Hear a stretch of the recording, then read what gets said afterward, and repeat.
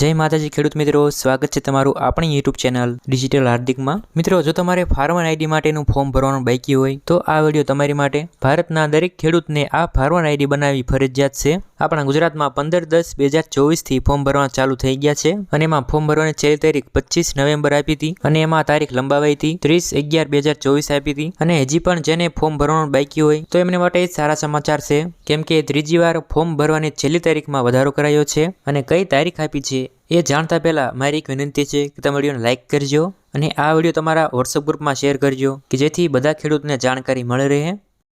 મિત્રો, આજની તારીખમાં એટલે કે આ વિડીયો અપલોડ થયાની તારીખ છે, તો હાલમાં તમે જ્યાં પણ તમે આ આઈડી માટે ફોર્મ ભરાવા જાઓ અથવા તમે જાતે ફોર્મ ભરો છો તો તમારે આ વેબસાઇટમાં એરર આવી જતી હોય છે અથવા કોઈને કોઈ કારણોસર આ ફોર્મ ભરાતું નથી। તો મિત્રો, હું તમને જણાવી દઉં કે અત્યારે હાલમાં આખા ગુજરાતમાં આ વેબસાઇટ ઉપર ફોર્મ ભરતા હોય તો આ જ પ્રોબ્લેમ છે બધાને, એટલે તમારે એકને ખામી નથી, આ ટેકનિકલ ખામી છે। સરકારે આ ટેકનિકલ ખામી પર નોટિસ પણ આપી હતી કે 10 થી 15 દિવસ આ વેબસાઇટ ઉપર સમસ્યા રહેશે અને હવે એ ટેકનિકલ ખામી દૂર થઈ ગઈ છે અને હાલમાં ફોર્મ ભરાય છે। તો જો તમારે ફોર્મ ભરવાનું બાકી હોય તો અત્યારે જ તમારી ગ્રામ પંચાયત અથવા તમારા નજીક CSC સેન્ટર હોય ત્યાં જાઓ। એમાં તમને પ્રશ્ન થઈ છે કે છેલ્લી તારીખ તો 30/11/2024 આપી હતી અને એ તારીખમાં વધારો કરાયો છે। તો મિત્રો, ભારત સરકારની સૂચના અનુસાર એગ્રીસ્ટેક પ્રોજેક્ટ હેઠળ ગુજરાતના તમામ ખેડૂતોની ફાર્મર આઈડી રજિસ્ટ્રી તારીખ 25/3/2025 સુધીમાં પૂર્ણ કરવાનું આયોજન કરાયું છે। પ્રધાનમંત્રી કિસાન સન્માન નિધિ યોજનાના લાભાર્થી ખેડૂતોને આગામી ડિસેમ્બર માસનો હપ્તો મેળવવા માટે તારીખ 25/11/2024 પહેલા ફાર્મર રજિસ્ટ્રી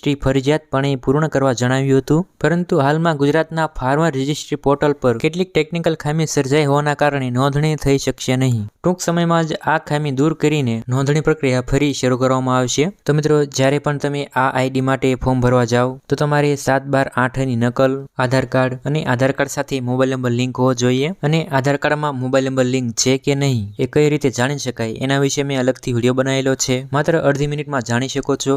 એની લિંક ડિસ્ક્રિપ્શનમાં આપી દઈશ। તો આટલા ડોક્યુમેન્ટ્સ લઈ તમારી ગ્રામ પંચાયતમાં અથવા CSC સેન્ટર પર જઈ તમે આ ફોર્મ ભરાવી શકો છો, અથવા તમારે ક્યાંય પણ ધક્કા ન ખાવા હોય તો તમે ઘરે બેઠા તમારા મોબાઈલથી આ ફોર્મ ભરી શકો છો। અને આ ફોર્મ કઈ રીતે ભરવું એના વિશે મેં વિડીયો બનાવેલો છે, વિડીયોની લિંક ડિસ્ક્રિપ્શનમાં આપી દઈશ। તો મિત્રો, જ્યારે પણ આ વેબસાઇટ અપડેટ થશે અને નવા ફોર્મ ભરવાનું ચાલુ થશે ત્યારે હું એક નવો વિડીયો બનાવીશ, તો ચેનલને સબસ્ક્રાઇબ કરી રાખજો। વિડીયો ગમે હોય તો વિડીયોને લાઇક કરજો।